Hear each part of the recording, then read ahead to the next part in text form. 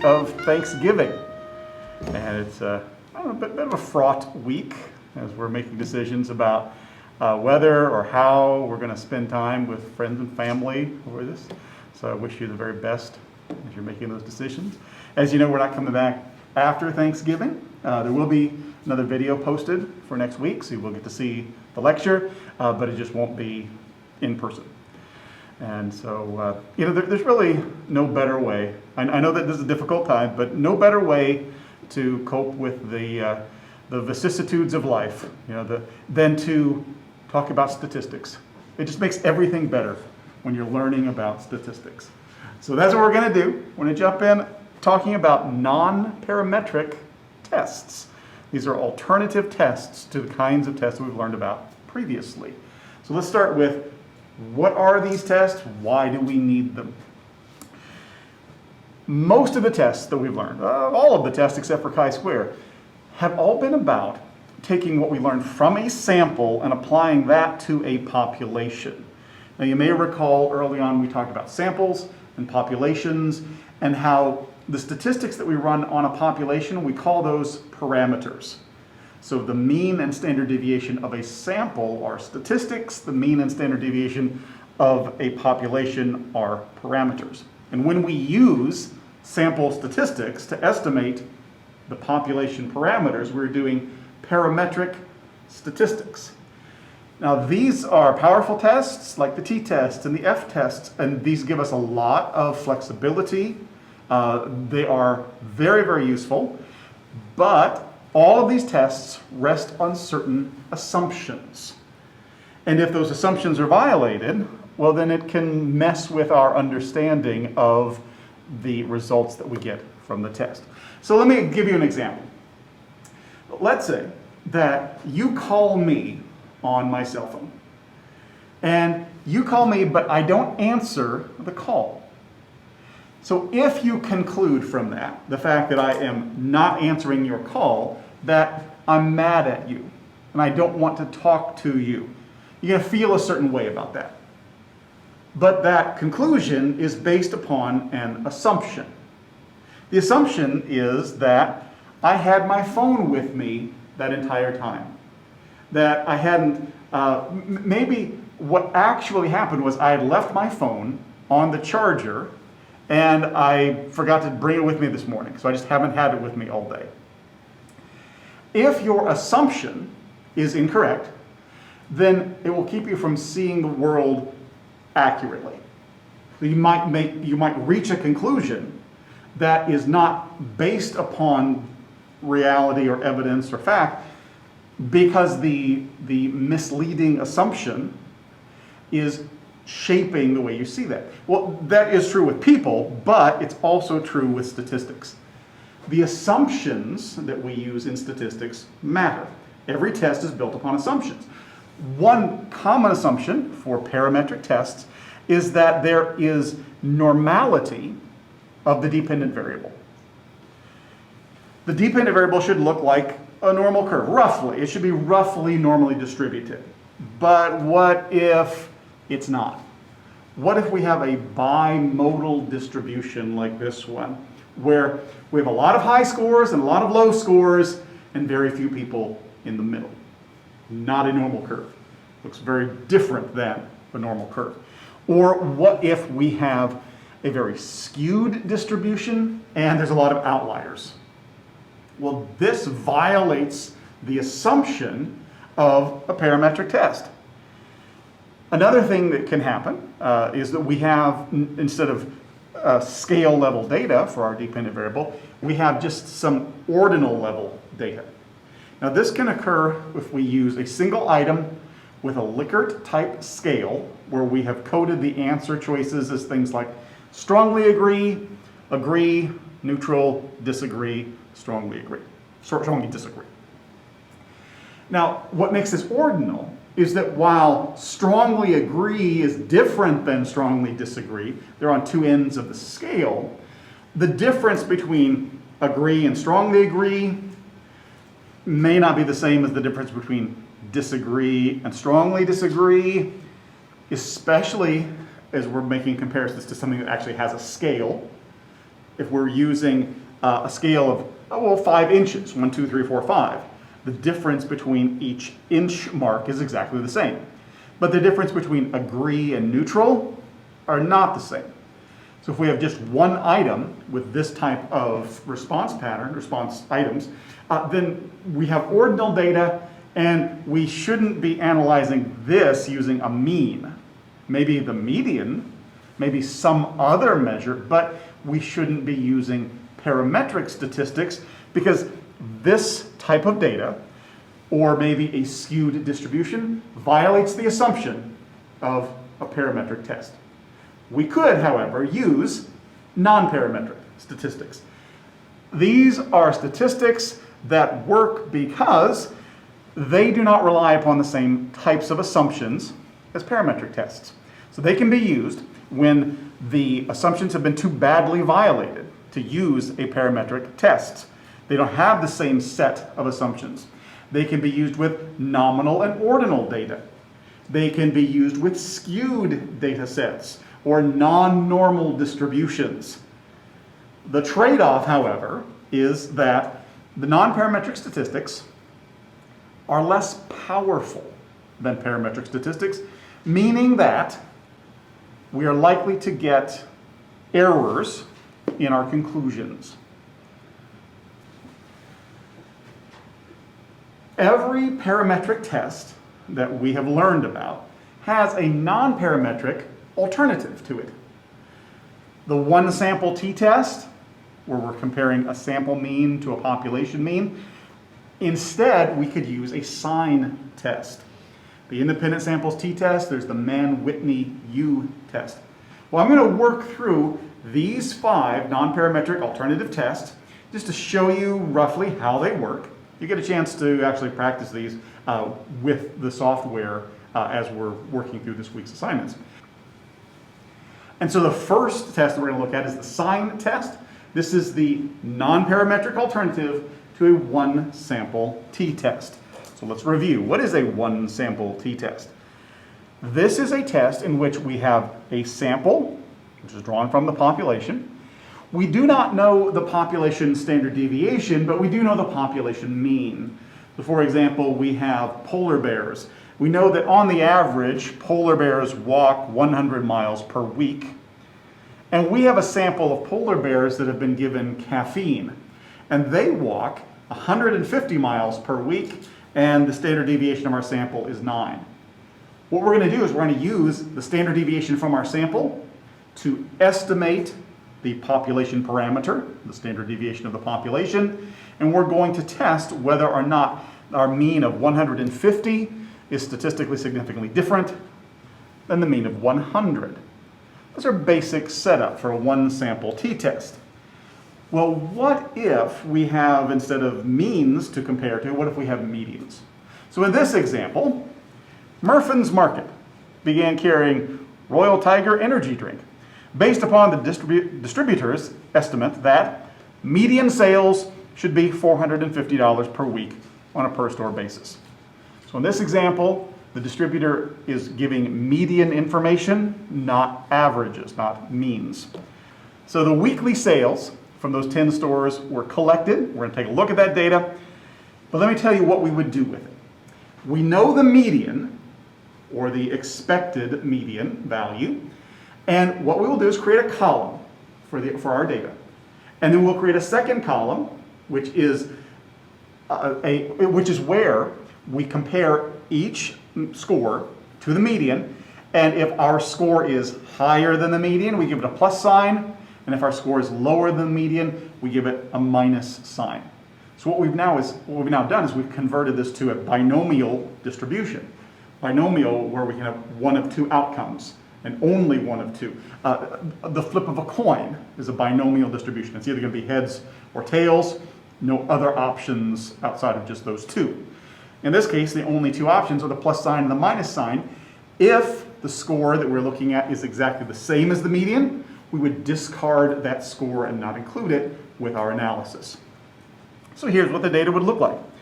We have the store number, we have the weekly sales, and any score above the mean has been given a plus sign. Now, if the null hypothesis is true, for the binomial distribution. Just think, what is the expected outcome of a coin flip? If I flip the coin 10 times, you're going to guess roughly 5 heads versus 5 tails. Same is true with any binomial outcome. We expect we'll get about a 50% of, in this case, pluses or minuses. However, in our example, we have 7 plus signs and 3 minus signs. So we want to know what is the probability of getting 7 plus signs when we're actually expecting to only get 5. So we want to know what is the probability that we would get 7 out of 10 positive scores if the results are really just an expectation of a 0.5, that the differences do not deviate from the median.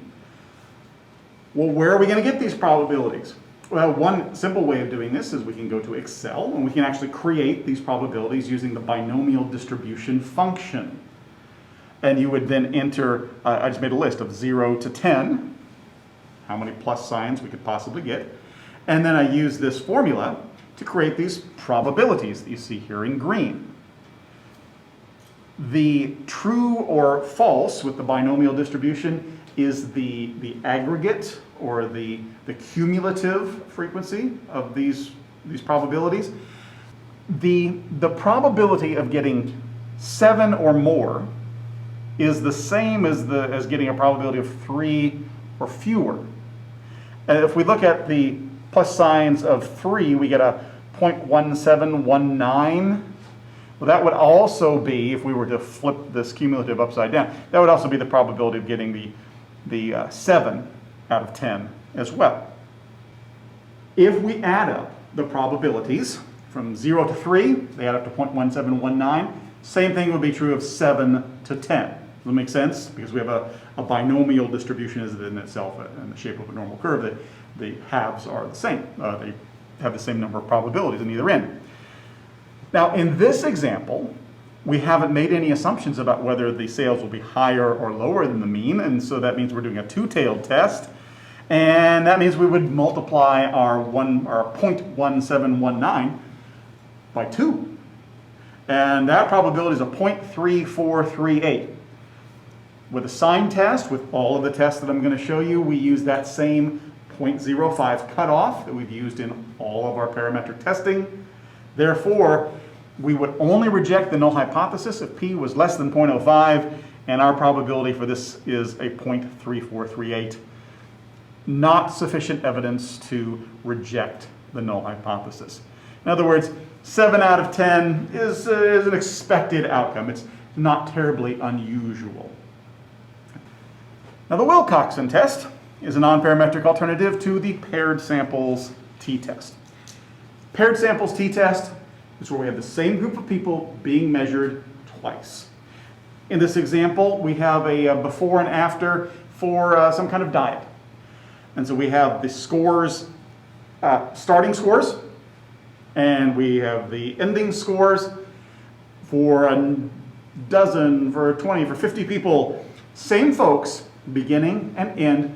We're taking their beginning weight, mean and standard deviation, their ending weight, mean and standard deviation, making a comparison between those two, testing for a statistically significant difference. So that's a paired samples t-test. Well, how would we do that as an alternative test that's non-parametric? We'd use the Wilcoxon signed rank test.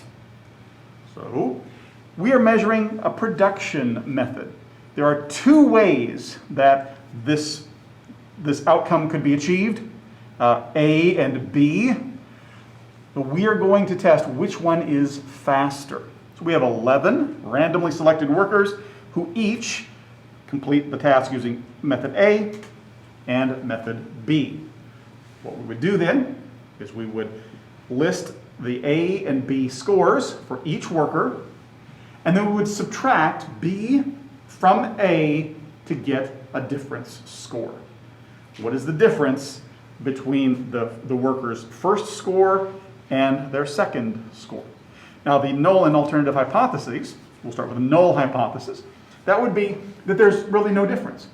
Some people will be a little faster on the first, some people a little faster on the second, but overall they will balance each other out. So there should be no difference in those scores. And if that is true, what is the probability that we would get the different score that we observe? We would then take our A and B, we create our differences. Some are going to be a little higher, they're going to be positive. Some will be a little lower, they're going to be negative. We start with the differences between B minus A. And for the negative differences, we're going to create absolute values. And absolute value means that the score is converted to a positive score. So now we have a column of the absolute value of the differences, ignoring the sign for a moment. It's the absolute difference that we're going to rank. With the Wilcoxon signed rank test, the smallest difference gets the lowest rank. So we will look for the smallest difference. It is a 0.1. That gets the rank of 1. And now we just keep working our way through. The second is for worker number 2. The difference is a 0.2.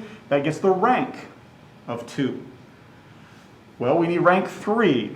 Well, the next value that we would find in our absolute difference is a 0.4, except there are 2 workers who both got that difference of 0.4. So they're going to occupy spaces 3 and 4. What we would then do for our rank is take the average. So 3 and 4, the difference is 3.5. Both workers 3 and 5 will get that same rank of 3.5. But because they're occupying spaces 3 and 4, our next rank will be 5. Well, we see that worker 4 and worker 10 both had an absolute difference of a 0.5. So again, we'll average 5 and 6, 5.5, and we're going to plug in the 5.5 as the rank for workers 4 and 10. So our next rank is a 7, and then 8 and 9 and 10. You notice that we have excluded worker 8, who had no difference between the pre and the post score, or between the two methods being used and the scores that that person received. So any differences of 0 get excluded. We have now created the ranks for the absolute differences. Now we go back to our signs. When we look at the difference column, any value that is negative, we're going to create a column. So for instance, the rank of 2 gets a negative, as does the worker 5 score of 3.5. So any values that are negative in our difference, those are going to kind of drop out. What we are going to use is the sum of the positive ranks, which we will call T plus, the plus being a superscript. We now add up all the positive ranks. They add up to 49.5. That is our test statistic. So we want to know the probability of that 49.5. Well, how are we going to find that? What we will do is we'll examine the sampling distribution of T plus, the mean and standard deviation, which come from the formulas that I've shown you here. We can also use, software to do this as well. The mean, you see what we're doing is we're plugging in really the sample size. The n is the real unknown in all of these examples. So we're plugging in our sample size of 10, and we're going to come up with a mean of 27.5, a standard deviation of 9.8107. Those are the scores that we're going to use essentially to create a z-test, where we subtract the means and then we divide by the standard deviation, and this is what it would look like. So we're going to plug in our T plus, the mean and standard deviation, gives us what amounts to a z-score. We can look that up, and here is the formula that I would use in Excel to get to that. And I find that the probability for this T plus of 49.5 is a 0.0286. Using the same standard as before, the less than 0.05, 0.02 is less than 0.05, and we would reject the null hypothesis. We see that there is a statistically significant difference between the values that we observed and what we would expect to see if the null hypothesis was true. Next is the Mann-Whitney test. Now, when I was a young student, I learned this as the Mann-Whitney U test, capital U. It is often referred to as the Mann-Whitney Wilcoxon test because Wilcoxon, I believe Mann and Whitney expanded on the Wilcoxon test, and so they will often get combined credit. But quite honestly, when we're talking about parametric tests, it's easier just to give Wilcoxon credit for one test and Mann and Whitney credit for the other test, just to keep them separate, because if you have two tests with the same name, they can get confusing. So I've always just relied on calling it Mann-Whitney as this example. It really is an extension, though, of the work that Wilcoxon did. So this now is the alternative for a independent samples t-test. Independent samples t-test, we're looking for the difference between two groups, particularly the mean of two groups. An example that I used in class before was we're comparing the average racing time of racehorses to cheetahs. And we're trying to determine which group is faster. We're going to measure the mean and standard deviation for each group, compare them to see if one is statistically significantly faster. The alternative for a setup like this is the Mann-Whitney test, also known as the Mann-Whitney Wilcoxon test. So for this example, we have a bank manager who is monitoring the balances maintained in checking accounts at two branch banks. This person wants to know if the populations of account balances at the two branch banks are identical. So really we have two distributions, and the question is, are those distributions identical? Two independent samples of checking accounts are taken from each branch. Sample sizes of 12 at branch 1 and of 10 at branch 2. We would start this test by creating a column. We have 12 scores from branch 1, and what are the balances in those checking accounts? Same thing for branch 2. We have our two independent groups. We know that they are independent, so it is confirmed to us by the fact that one has 12 and one has 10. So these are not the same people being measured twice, two distinct groups. So we're going to ask whether the populations from each of these branches from which each of them are drawn, whether those populations are identical. Our null being that there's no difference, they are identical, and that the alternative being that they are not identical, they are in fact different. So the steps would be these. We would rank the combined data from lowest to highest. We would, if the rank is tied, we give the average, as we've done previously, and then we would compute W, the sum of the ranks for the first sample, and then that's going to become our test statistic. So it would look like this. What we have done is started with the smallest balance, which is $750 in branch 2. That gets a 1. And then this next to highest is an 800, which gets a 2. But then the next highest is 805, and that is over in branch 1. That's where the rank of 3 goes. So what we could do in Excel is you could just use the sorting function and just sort them, number them, and then resort them back to your original branch 1 and branch 2. So now we have the ranks. Then we're going to add up the sum of the ranks for branch 1. That's going to be our comparison group. It adds up to 169. Let's compare that to 83.5. So again, we look for our sampling distribution.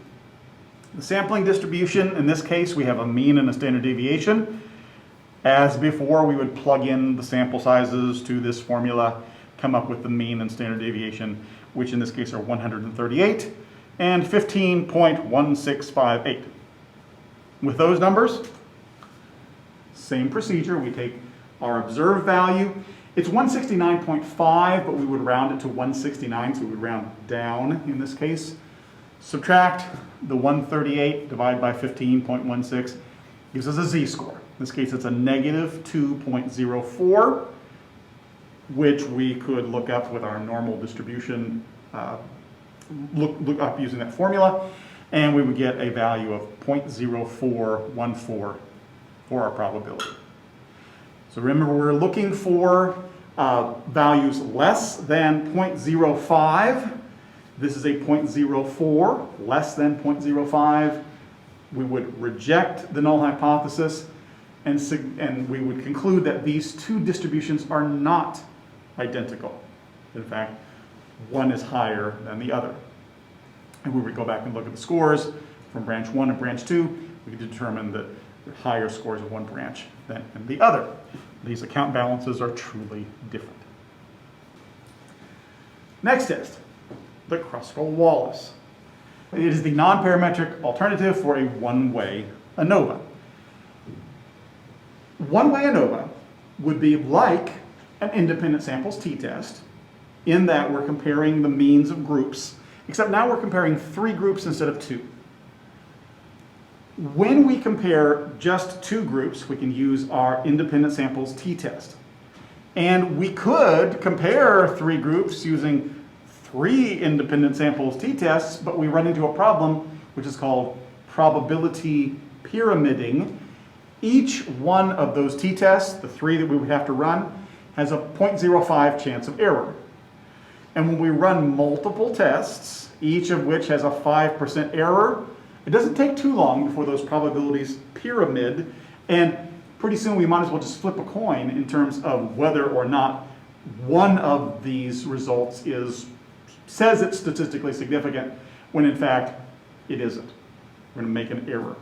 So what we do then is with our ANOVAs, we control for that error rate by doing just one big test, called an ANOVA, analysis of variance.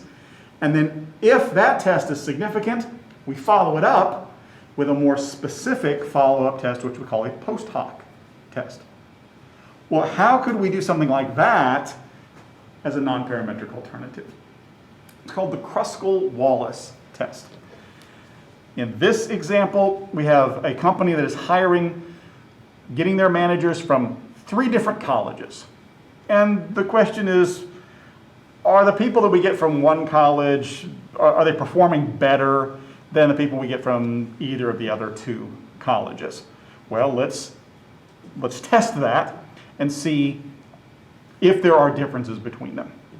So what we get is some performance rating data from the managers who graduated from College A, College B, and College C. And here's how we would arrange those. So we have our performance evaluations. This is how well the person is performing based upon some kind of HR evaluation. We know how well they're doing. Here are the management scores for College A, B, and C of our 3 independent groups.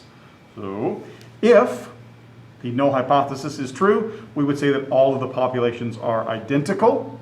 And if the alternative is the case, we would say the populations are not identical. Now, this can be used with ordinal data, with interval or ratio level data, scale level data, highly skewed data, which rankings are often skewed because just like grades in a classroom, many times you have a lot of people scoring high and then fewer people scoring low, even though the class technically is, let's say 100% or 100 points. Most people are scoring, 60 and above, right? Because people who are scoring in the 30s and 40s, they tend to either drop out of the class or not take the class ever. So we have a lot of scores from 50 and 60 up to 100, and very few from 60 and below. We have a skewed distribution.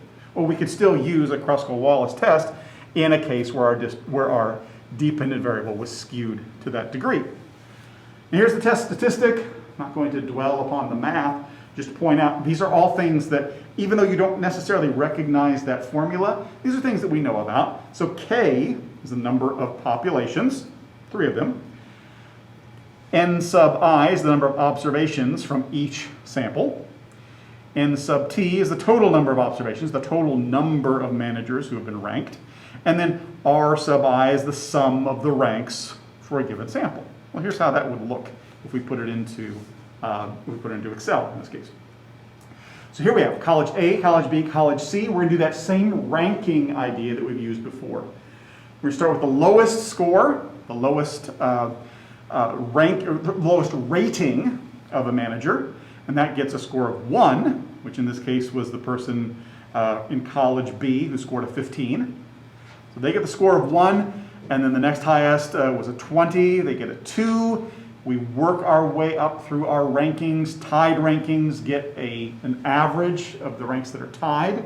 In this case, we see 2 people who get a 15.5. They're in places 15 and 16. 2 people with an 18.5. They have the rankings of 18 and 19. We rank that all the way up till everybody has been ranked. Then we add up the sums of those ranks.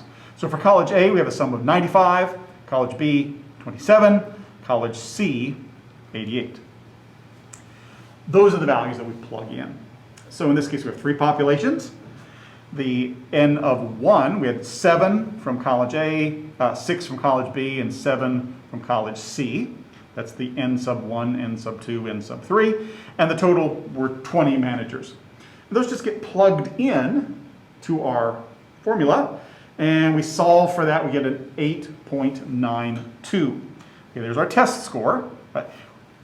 The Kruskal-Wallis test, instead of using a binomial distribution, uses the chi-square distribution. So we could just use the chi-square distribution formula in Excel to determine the probability.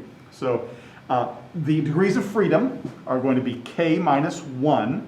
In this case, we have 3 colleges. So the k would, or let's say the degrees of freedom would be k minus 1 would be 2. So what is the probability of getting a score of 8.92 with 2 degrees of freedom? Or the p-value is a 0.0116, less than 0.05. So in this case, we would reject the null hypothesis. And it's pretty clear that college B had the lowest scores. So we're pretty sure that's the college where the managers that we're getting from college B tend not to perform as well as those from the other 2 colleges. And the last of the non-parametric alternatives that we're going to explore is Spearman's rho. This is an alternative to the Pearson correlation that we learned about a few weeks ago. Pearson correlation, a parametric procedure.